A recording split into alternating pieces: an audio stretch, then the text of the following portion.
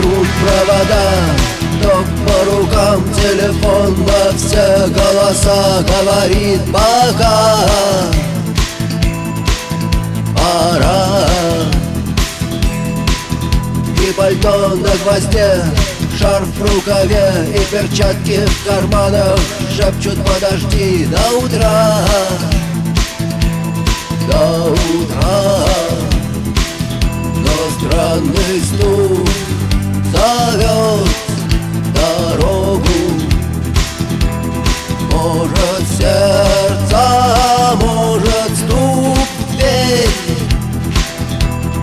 И когда я обернусь на пороге, я скажу одно лишь слово: